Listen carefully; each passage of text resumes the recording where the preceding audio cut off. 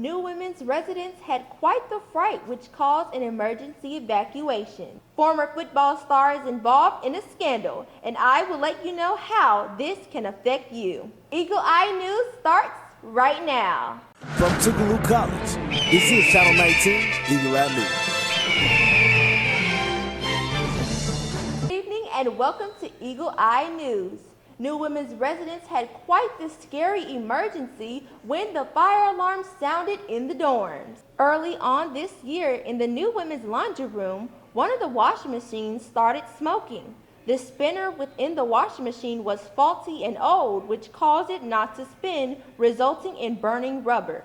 Residents had to evacuate to the fire zones for safety measures. For Jasmine Caswell, a major upgrade would be beneficial. We got a lot of dryers. We have enough of those, but I feel like we need some more washers, or at least another washroom.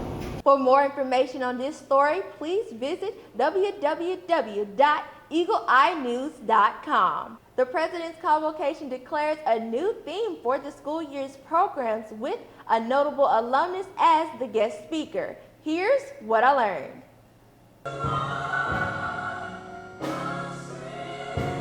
Transform was the theme at the first Tougaloo College President's Convocation on August 24th in the Owens Wellness Center.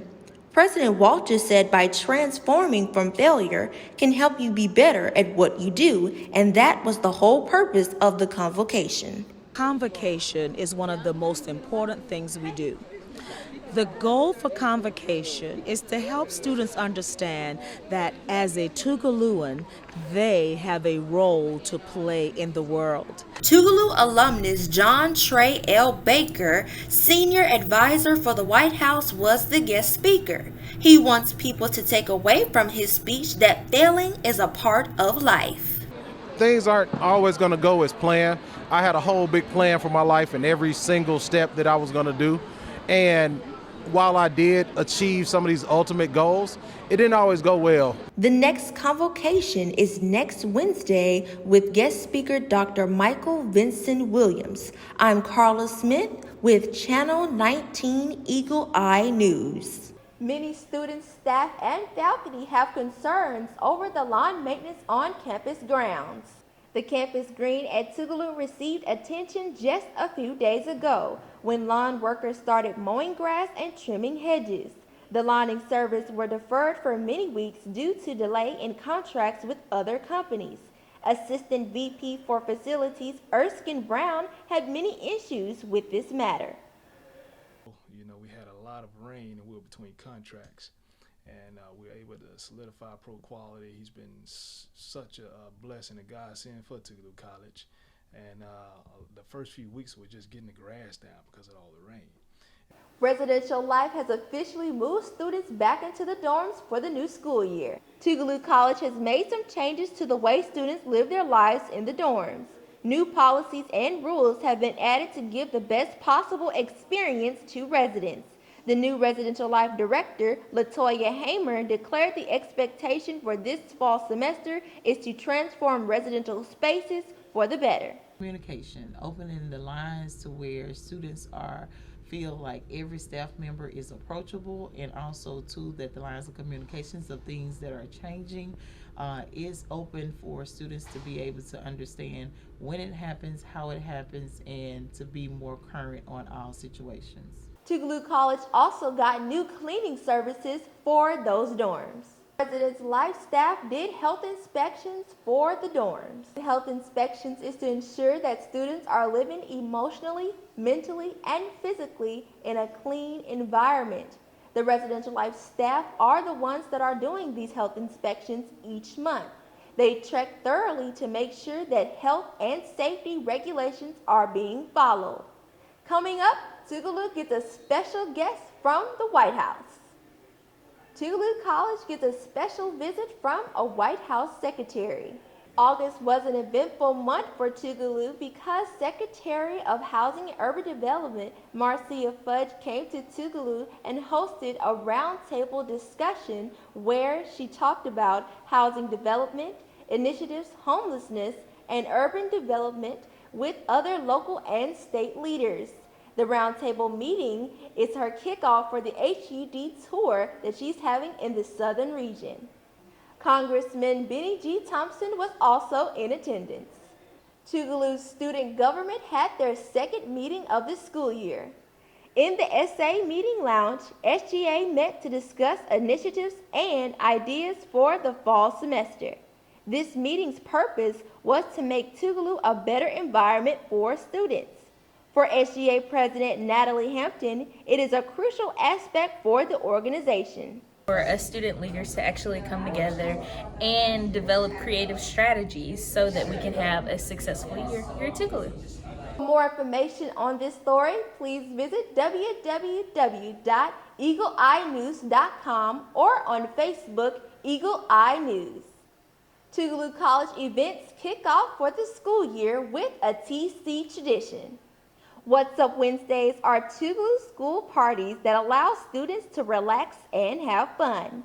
This event happens every Wednesday that includes music, games, and dancing. They take place at the Co-op Cafeteria patio at noon. The next What's Up Wednesday is jungle themed.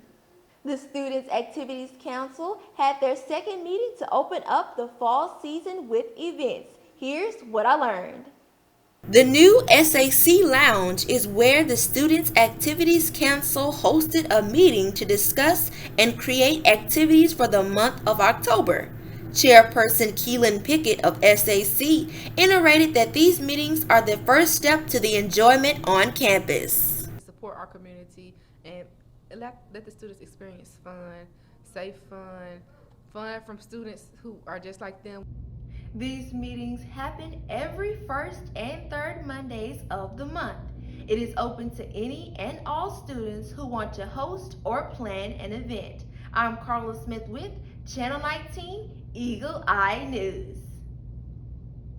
For more information on this story, please visit www.eagleeyenews.com. Residential Life staff had a fun event to get students out of their rooms.